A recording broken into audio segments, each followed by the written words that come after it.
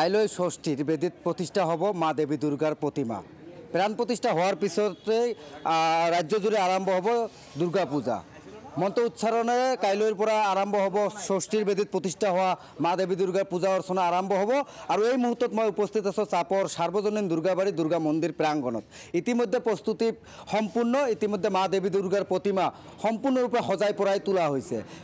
অহাকাইলৈ যেহেতু ষষ্ঠী আর অহাকালি যেহেতু ষষ্ঠীর বেদিত প্রতিষ্ঠা হব মা দেবী দুর্গার প্রতিমা, যার কারণে ইতিমধ্যে কাম প্রায় সম্পূর্ণ, কেবল কিছু কাম বাকি আছে। পূজা মণ্ডপৰ এনেদৰে এতিয়া দেখিবলৈ পোৱা গৈছে। যেহেতু দুৰ্গা পূজা উপলক্ষে ইতিমধ্যে ৰাজ্যজুৰি উখল মাখল পৰিৱেশে বিৰাজ কৰিছে। দুৰ্গোৎসৱক লৈ ব্যাপক উৎসাহ দেখিবলৈ পোৱা গৈছে ৰাজ্যজুৰি।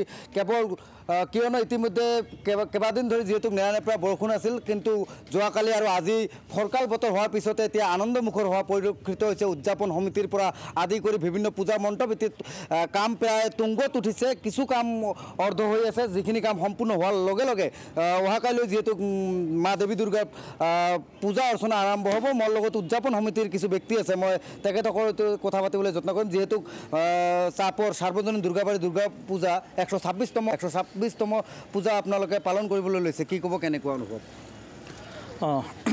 নমস্কাৰ।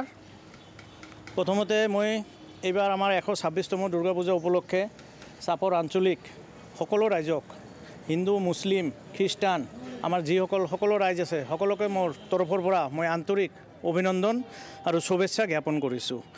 আৰু বাদ বাকী যিখিনি আমাক মানুহে সহায় সহযোগিতা আগবঢ়ায় তাৰ কাৰণে আমি ধন্যবাদ জ্ঞাপন কৰোঁ। তাৰ ভিতৰতে ৰাখি আমি এইবাৰ 126তম দুৰ্গা পূজাৰ আমাৰ সপ্তমীৰ পৰা আমাৰ এটা প্ৰগ্ৰাম ষ্টাৰ্ট কৰিম। সপ্তমী, অষ্টমী, নৱমী তিনিদিনীয়া প্ৰগ্ৰাম আছে।